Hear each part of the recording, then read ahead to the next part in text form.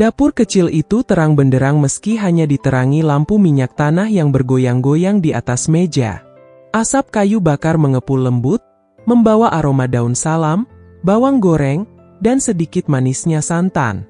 Atap pelapah bergoyang pelan setiap ada angin malam, seperti lagu pengantar tidur yang sudah bertahun-tahun mereka dengarkan bersama. Andini baru saja pulang dari hutan, pundaknya masih basah keringat. Rambutnya yang panjang diikat asal-asalan, beberapa helai menempel di pipi. Ia meletakkan sekarung kayu kering di sudut dapur, lalu langsung mendekati ibunya yang sedang mengaduk sayur lodeh di penggorengan hitam. "Bu, kayunya cukup sampai 4 hari ini. Aku nemu kayu bakau kering di dekat sungai, apinya pasti awet," kata Andini sambil tersenyum lebar. Sumiati menoleh, matanya langsung berbinar. Ia meletakkan sendok kayu, lalu memegang kedua bahu anak gadisnya. "Ya Tuhan, Nak, tiap hari kamu masuk hutan sendirian. Ibu takut sekali. Nanti kalau ada apa-apa, siapa yang jagain kamu?" Andini langsung memeluk ibunya dari samping, dagunya bertumpu di pundak Sumiati. Bau sabun colek dan daun pandan dari tubuh ibunya selalu membuat hatinya tenang. "Buat ibu, apa sih yang gak aku lakuin?" bisik Andini lembut. "Lagian, kalau aku gak cari kayu, siapa yang mau masakin ibu sayur lodeh kesukaan tiap malam?" Sumiati tertawa kecil, pipinya merona. Ia mencubit hidung Andini gemas. "Bisa aja kamu ngomong manis. Sudah besar masih manja sama ibu." Andini malah semakin merapatkan pelukannya. Selama ibu mau dimanja, Andini mau jadi anak kecil ibu selamanya. Mereka diam sejenak, hanya terdengar suara kayu bakar yang meletup-letup di tungku. Andini mencium pipi ibunya pelan, lalu mundur sedikit, menatap wajah Sumiati yang mulai ada kerutan halus di sudut mata. "Ibu tahu nggak? Tadi di hutan aku lihat bunga kamboja merah yang besar banget. Warnanya mirip lipstik ibu waktu masih gadis. Masih ingat nggak? Yang ibu simpan di kotak perhiasan kecil itu." Sumiati langsung tertawa, matanya berkaca-kaca karena teringat. "Ya ampun, kamu masih ingat? Itu lipstik pertama yang ibu beli pakai uang jualan kue. Harganya 1.500 waktu itu, ibu nabung 2 bulan. Terus dipakai cuma sekali, takut habis." Andini mengangguk antusias. Makanya Andini mau nabung juga. Nanti kalau Andini kerja di kota, Andini beliin ibu lipstik yang baru, yang mahal, yang warnanya tetap merah Kamboja. Biar ibu cantik terus tiap hari. Sumiati menggeleng pelan, tapi senyumnya tak bisa disembunyikan. "Ibu sudah tua, Nak. Buat apa lipstik mahal-mahal?" "Enggak tua," bantah Andini cepat. "Ibu tetap cantik. Paling cantik di kampung ini. Kalau ibu masih gadis, pasti Andini nggak kasih cowok manapun mendekat. Ibu punya Andini doang." Sumiati mencubit pipi Andini gemas. "Ih, cemburu sama ibu sendiri. Nanti kalau kamu punya pacar, ibu dikunci di dapur aja ya." Andini menggeleng keras, wajahnya tiba-tiba serius. Ia memegang kedua tangan ibunya yang kasar karena bertahun-tahun mencuci dan memasak. "Ibu dengar baik-baik ya," katanya lembut tapi tegas. "Andini nggak akan nikah kalau orang itu nggak mau tinggal serumah sama ibu. Andini nggak mau ibu sendirian. Rumah kita harus rame sama tawa ibu tiap hari. Janji." Sumiati terdiam. Air matanya jatuh pelan ke pipi. "Nak, ibu cuma punya kamu. Sejak bapakmu pergi, ibu cuma bisa hidup karena ada kamu yang selalu bilang, 'Ibu cantik, ibu hebat, ibu segalanya.' Kadang ibu takut kamu pergi jauh, nikah, punya keluarga sendiri, terus ibu cuma jadi kenangan." Andini langsung memeluk ibunya erat-erat, dagunya di atas kepala Sumiati. Ia mengusap punggung ibunya pelan, seperti dulu waktu ibunya menangis karena tak ada beras di dandang. "Ibu jangan pernah takut kesepian. Andini janji, rumah Andini nanti harus ada kamar khusus buat ibu. Ada jendela besar yang menghadap sawah, biar ibu bisa lihat sunrise tiap pagi. Andini akan masak buat ibu tiap hari. Sama seperti ibu masak buat Andini sekarang. Kita nggak akan pernah terpisah, Bu. Selamanya. Sumiati menangis dalam pelukan anaknya. Bau sabun murah dan asap kayu bakar bercampur, tapi bagi Andini, itu adalah aroma rumah yang paling mewah di dunia. Andini, kamu bikin ibu nggak tahu harus bilang apa. Ibu cuma minta kamu bahagia. Nak, itu saja. Andini paling bahagia kalau ibu ada di samping Andini. Jawab Andini sambil mencium kening ibunya lama sekali, seperti dulu waktu ia kecil dan takut gelap. Mereka akhirnya makan malam berdua di meja kecil yang sudah tua. Sayur lodeh, ikan asin, dan sambal bawang. Andini sengaja membuka mulut lebar-lebar minta disuapin seperti anak kecil. Bu, suapin dong. Andini capek cari kayu tadi. Rengeknya manja. Sumiati tertawa sampai terbatuk. Dasar anak besar masih minta disuapin. Nanti calonmu lihat malu. Biarin. Calon Andini harus tahu, di rumah ini ibu nomor 1. Dia nomor 2, kata Andini sambil mengunyah lahap. Malam semakin larut. Setelah mencuci piring bersama, Andini menyikat, Sumiati membilas, mereka berbaring di ranjang bambu yang sama seperti biasa. Andini memeluk ibunya dari belakang, dagunya di bahu Sumiati. Bu, besok Andini cari kayu lagi ya. Biar api di tungku kita nggak pernah mati. Biar rumah ini selalu hangat, karena ada ibu di sini, bisik Andini. Sumiati memegang tangan anaknya yang melingkar di perutnya, mengelus pelan. Selama ada kamu, Nak, rumah ini nggak akan pernah dingin. Ibu janji. Di luar, angin malam berhembus lembut, membuat atap pelapah berderit seperti nyanyian. Jangkrik bernyanyi, bintang-bintang berkelip. Di dalam dapur kecil yang miskin itu, dua hati berpelukan erat, cinta yang tak ternilai dengan uang, tak terganti siapapun.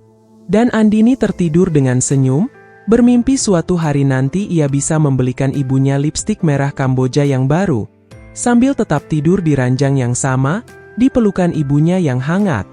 Pagi itu Andini berangkat lebih awal dari biasanya. Langit masih kelabu, kabut tipis menyelimuti kampung seperti selimut putih yang malas dibuka. Ia membawa parang kecil, kapak tumpul, dan karung goni tua di pundak. Tujuannya sama seperti setiap hari, mencari kayu kering yang cukup untuk seminggu, supaya ibunya tak perlu khawatir kalau hujan tiba-tiba turun berhari-hari. Bu, aku masuk hutan dulu ya. Paling siang sudah balik, katanya sambil mencium tangan Sumiati yang masih menguap di ambang pintu. Sumiati memegang lengan anaknya erat-erat. Hati-hati, Nak. Jangan terlalu dalam. Katanya kemarin ada macan tutul kelihatan di dekat sungai.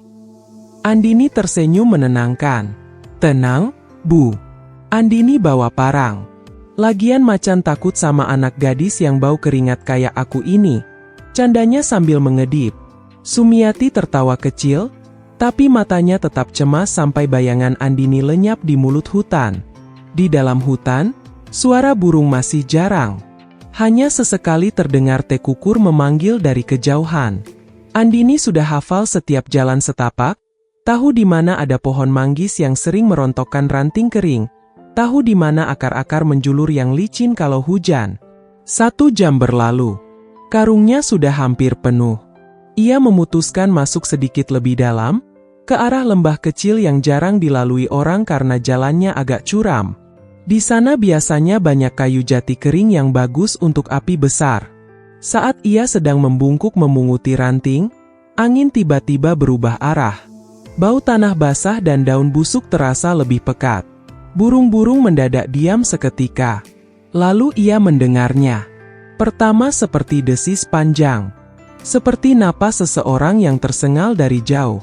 Andini mengira itu angin melewati celah-celah pohon. Tapi desis itu datang lagi, lebih dalam, lebih berat. Diikuti suara ranting besar patah pelan, krak, krak, seperti ada yang menginjak dengan sengaja. Andini langsung berdiri tegak. Bulu kuduknya meremang. Ia memandang berkeliling, tapi kabut masih tebal, Hanya bayangan pohon-pohon tinggi yang terlihat seperti raksasa diam. Angin doang, bisiknya mencoba menenangkan diri. Tapi suara itu muncul lagi. Kali ini lebih jelas. Bukan angin. Bukan babi hutan.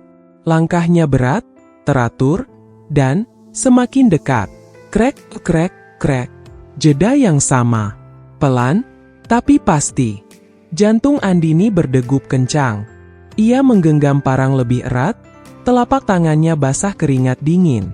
Ia mundur selangkah demi selangkah, berusaha tak menginjak ranting kering.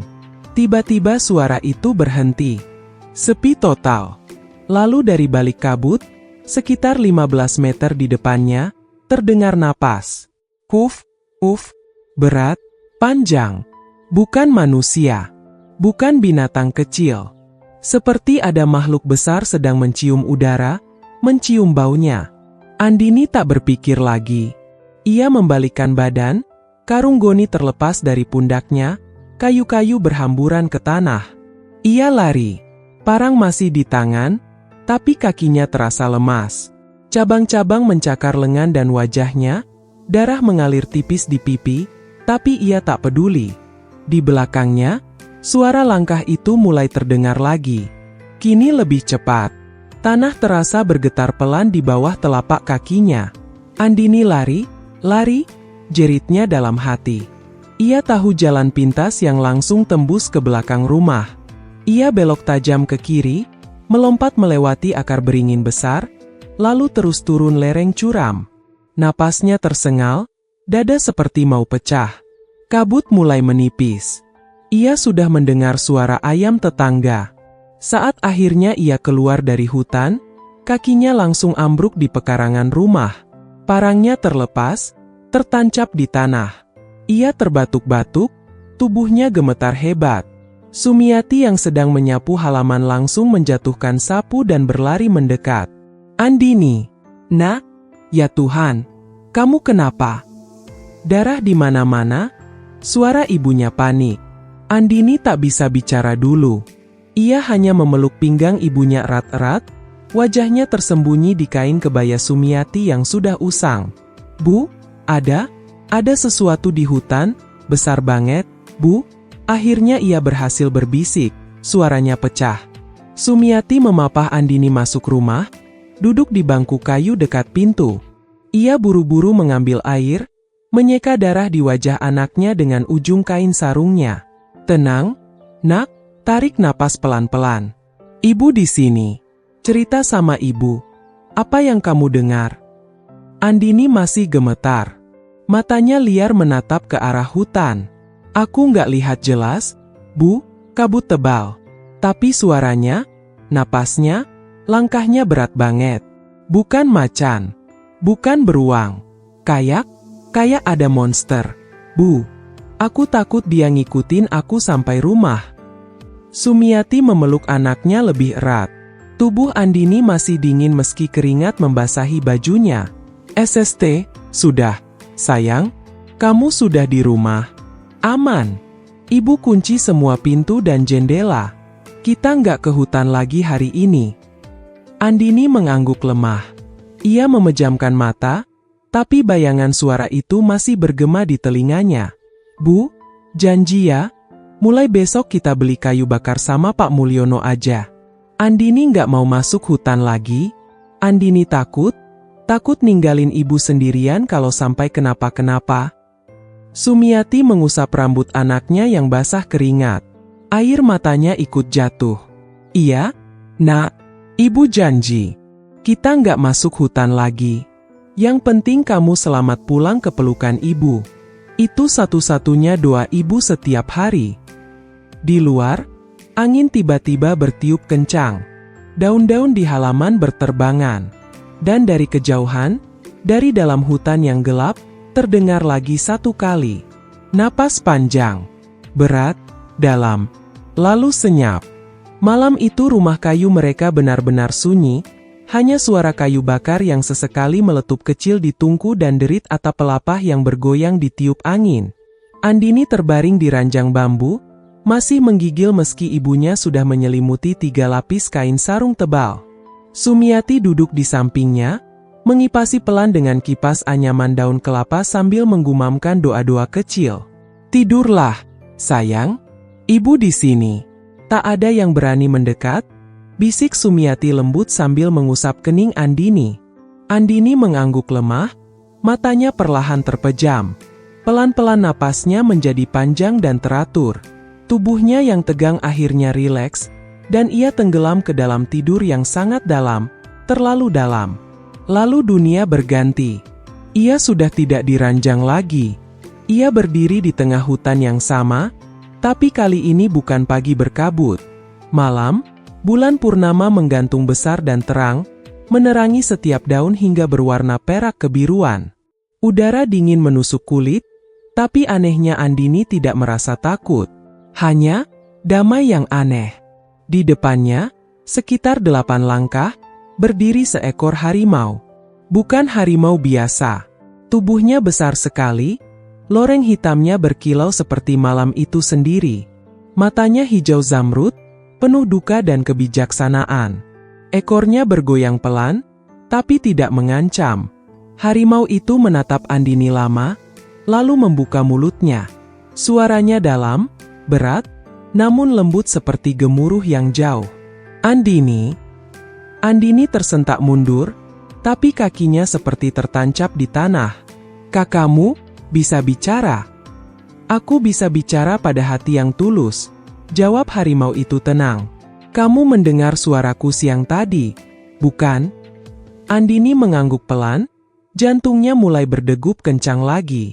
"Itu aumanmu?" "Aku hampir mati ketakutan." "Bukan auman marah," harimau itu menggeleng pelan. "Itu jeritan minta tolong. Aku terjebak, Andini." Pemburu kejam memasang jerat tali kawat berduri di lembah dekat beringin besar. "Kakiku terlilit erat. Setiap aku bergerak, duri semakin menggigit dagingku. Darahku sudah mengering di tanah." Andini menatap kaki depan harimau itu.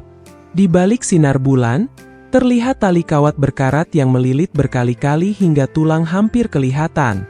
Luka menganga, daging robek, darah hitam menggumpal.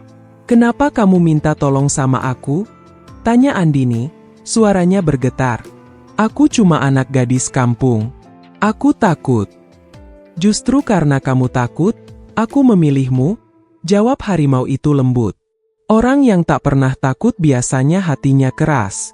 Tapi kamu takut karena kamu terlalu sayang pada ibumu. Cinta itu yang membuatmu kuat, Andini. Bukan parang. Bukan tenaga." Air mata Andini mulai menggenang. "Kalau aku lepaskan kamu janji nggak menyakiti aku? Nggak menyakiti ibuku?" Harimau itu menundukkan kepala. Air mata besar jatuh dari matanya, langsung menjadi bunga Kamboja putih di tanah. "Aku bersumpah demi bulan purnama yang menyaksikan kita malam ini," katanya hikmat. "Jika kamu memotong tali itu, aku akan menjadi pelindungmu dan ibumu seumur hidup. Tak ada binatang buas yang akan berani mendekat ke rumah kalian. Tak ada pemburu yang akan berani melangkah ke hutan ini lagi. Aku akan berjalan di belakang kalian, tak terlihat, tapi selalu ada." Andini masih ragu. "Tapi, bagaimana kalau tali itu terlalu kuat? Bagaimana kalau pemburu datang?" "Ambil parang kecilmu yang tumpul itu," kata harimau itu. "Celupkan ke air comberan di belakang rumahmu malam ini juga, saat bulan masih tinggi. Ucapkan nama ibumu 3 kali dengan air mata. Parang itu akan menjadi sekuat pedang dewa. 1 tebasan saja cukup." Andini menggeleng keras. "Aku nggak percaya hal-hal begitu." "Coba ingat," potong harimau itu lembut. "Waktu ibumu sakit demam tinggi 3 hari 3 malam, dokter kampung sudah angkat tangan. Kamu ambil air comberan yang sama, kamu doakan sambil menangis, kamu usap ke kening ibumu. Pagi harinya demamnya turun. Kamu lupa." Andini terdiam. Ingatan itu kembali seperti kilat. Benar. Ia ingat betul malam itu ia menangis sampai tenggorokan kering. "Keajaiban bukan turun dari langit, Andini," lanjut harimau itu. Keajaiban lahir dari hati anak yang mencintai ibunya lebih dari nyawanya sendiri. Kamu punya itu. Makanya aku memanggilmu. Air mata Andini akhirnya jatuh. Ia mengangguk pelan. Aku akan coba. Aku akan lepaskan kamu. Tapi kamu janji, lindungi ibuku kalau aku kenapa-kenapa. Aku janji, jawab harimau itu tegas. Sekarang bangun, Andini. Bulan hampir condong ke barat. Aku sudah 4 hari tak makan, tak minum. Sebentar lagi aku akan mati di jerat itu, dan rohku tak akan tenang. Harimau itu mendekat perlahan, hidungnya hampir menyentuh hidung Andini. Napasnya hangat. Percaya padaku seperti kamu percaya pada ibumu. Kami sama, Andini. Kami hanya ingin pulang. Lalu dunia berputar. Cahaya bulan menjadi terang menyilaukan. Andini terbangun dengan napas tersengal. Keringat membasahi seluruh tubuhnya. Sumiati terlonjak dari kursi, langsung memeluknya erat. Nak, Andini, kamu mimpi buruk ya? Tadi kamu teriak-teriak nama ibu. Andini menatap ibunya, lalu ke jendela. Bulan masih tinggi, besar, dan putih. Bu, aku harus ke hutan. Sekarang juga, katanya, suaranya bergetar tapi penuh tekad. Sumiati langsung pucat. Apa? Jangan gila. Nak, malam-malam begini. Andini memegang kedua tangan ibunya erat-erat. Percaya sama Andini sekali ini saja, Bu. Ada yang harus Andini selamatkan. Kalau Andini nggak pergi malam ini, Andini akan menyesal seumur hidup. Sumiati menatap mata anaknya lama. Ia melihat api yang berbeda di sana, bukan ketakutan lagi, tapi keberanian yang lahir dari cinta. Akhirnya ibunya mengangguk pelan, air mata mengalir. Bawa parangmu. Dan, ini, Sumiati mengambil segelas air comberan dari kendi kecil, mencelupkan parang kecil Andini ke dalamnya. Ibu nggak tahu kenapa, tapi hati ibu bilang, lakukan ini. Andini tersenyum di antara air matanya. Ia mencium tangan ibunya dalam-dalam. Tunggu Andini pulang, Bu, bersama teman baru kita. Lalu ia melangkah keluar, parang kecil di tangan berkilau aneh di bawah sinar bulan. Di kejauhan, dari dalam hutan, terdengar lagi satu auman panjang, bukan auman mengancam. Auman yang penuh harap. Malam itu gelap sekali, hanya bulan purnama yang seperti luka terang di langit. Andini berjalan sendirian, parang kecil di tangan kanan, senter dari bambu dan lilin di tangan kiri. Setiap langkah terasa berat, seperti tanah menarik kakinya agar tidak maju. Napasnya tersengal, tapi ia terus berbisik sendiri. Ibu, ibu, Andini harus pulang sama ibu. Sampai akhirnya ia tiba di lembah kecil dekat pohon beringin tua. Bau darah langsung menyengat hidung, lebih pekat dari apapun yang pernah ia cium. Di bawah sinar bulan, harimau jantan raksasa itu tergeletak miring. Lorengnya yang dulu megah kini penuh lumpur dan darah kering. Kaki depan kanannya terjerat tali kawat berduri, melilit sampai tulang terlihat. Duri-duri kawat menusuk dalam-dalam, daging robek, nanah bercampur darah mengalir pelan. Harimau itu mengangkat kepala lemah saat mendengar langkah Andini. Matanya hijau zamrud, tapi kini sayu dan berkaca-kaca. Andini, kamu datang? Suaranya serak, seperti orang yang sudah berhari-hari tak minum. Andini langsung menangis. Kakinya gemetar hebat, lututnya hampir ambruk. Aku takut sekali, suaranya pecah. Tapi aku janji sama kamu dalam mimpi, aku janji sama ibu. Harimau itu mengangguk pelan, tubuhnya bergetar karena sakit. Tolong, cepat, anakku, aku sudah tak kuat lagi. Andini mendekat selangkah demi selangkah, air mata jatuh tanpa suara. Bau darah semakin kuat. Ia berlutut di depan kaki yang terjerat, tangannya gemetar memegang parang kecil. Jangan gerak dulu ya, aku takut salah tebas, bisiknya sambil terisak. Aku tak akan gerak, jawab harimau itu lirih. Percaya padaku. Andini mengangkat parang dengan kedua tangan. Tapi tangannya gemetar terlalu hebat, parangnya hampir jatuh. Aku takut kamu mati. Aku takut ibu nungguin aku sendirian. Tangisnya meledak. Harimau itu menatapnya dalam-dalam. Lihat mataku, Andini, lihat. Aku juga takut mati di sini. Aku juga punya ibu, dulu, di gua yang jauh. Aku tak pernah pulang lagi karena jerat ini. Tolong, lepaskan aku, biar aku bisa pulang. Kata-kata itu seperti tamparan. Andini menggigit bibirnya sampai berdarah, lalu mengangkat parang tinggi-tinggi. Ibu, maafkan Andini kalau Andini nggak pulang malam ini, bisiknya. Dengan jeritan kecil yang penuh air mata, ia tebaskan parang itu sekuat tenaga. Teng! Tali kawat putus separuh. Darah segar langsung muncrat dari luka harimau itu. Binatang besar itu meraung keras, raungan kesakitan yang membuat burung-burung terbang ketakutan dari pohon. Satu lagi saja. Raungnya, suaranya serak dan putus-putus. Andini menangis keras, tapi tangannya tak berhenti. Ia tebas lagi dengan seluruh tenaga yang tersisa. Teng! Tali kawat akhirnya putus total. Kaki harimau itu terlepas, tapi tubuhnya langsung ambruk ke tanah. Napasnya tersengal berat seperti orang sekarat. Andini langsung meloncat mundur, parang di depan dada, tubuhnya gemetar hebat. Sekarang kamu mau makan aku ya? Suaranya hilang karena tangis. Harimau itu hanya diam beberapa saat, napasnya terputus-putus. Lalu, dengan susah payah, ia angkat kepala. Tidak, anakku, aku tidak akan menyakitimu. Suaranya lemah sekali.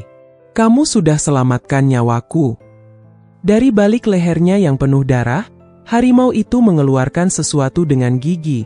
Benda kecil bercahaya merah delima, sebesar telur puyuh, tapi bersinar seperti ada api hidup di dalamnya.